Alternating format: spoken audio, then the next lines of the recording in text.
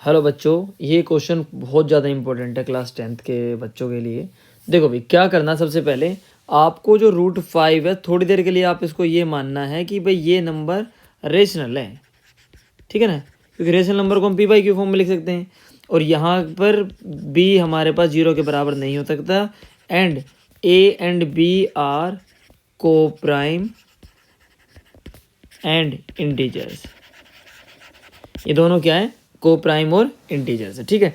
और उसके बाद हम क्या कर देंगे, स्क्वेयरिंग बोथ साइड करेंगे दोनों तरफ, और उसके बाद मिलेगा हमें यहाँ पे 5 मिलेगा और ये मिलेगा a² / b²।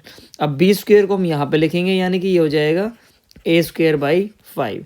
यानी कि ये पता लग गया कि जो 5 है ये डिवाइड करता है a² को, तो 5 a को भी डिवाइड करेगा। भाई अगर 5 a² को डिवाइड कर रहा है तो 5 a को भी डिवाइड करेगा। अब क्या करना है, आपको पुट करना है a की वैल्यू 5m। देखो 5m के इसका मतलब ये मान के चल रहे हैं कि जो भी हमारे पास नंबर होगा वो 5 का मल्टीपल होगा।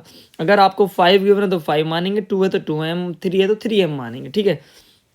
इसके बाद आपको अगेन SBS करना है, और SBS करने के बाद आपको मिलेगा 25m²।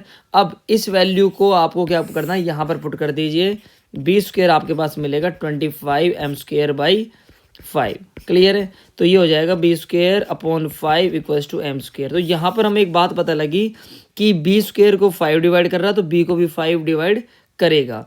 अब क्वेश्चन को कैसे प्रूफ कैसे करें, देखो हमें यहाँ से ये पता लग गया कि जो 5 नंबर है ना, ये हमारा a को भी डिवाइड कर रहा है और b को भी डिवाइड कर रहा है, यानी कि a और b के 2 फैक्टर आ गए 5।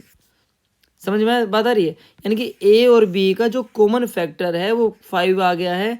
लेकिन जब हमने इस नंबर को रेशनल माना था तो हमें क्या पता था, को प्राइम। और को प्राइम का मतलब होता है ऐसे दो नंबर जिनका एचसीएफ कितना होना चाहिए, 1। यहाँ पर हम ये मान के चले थे कि इन दोनों में केवल 1 ही कॉमन फैक्टर, लेकिन अब कॉमन फैक्टर क्या आ गया, 5 आ गया। तो ये हमारा जो this is because of our incorrect assumption, hence we can say that √5 is an rational number.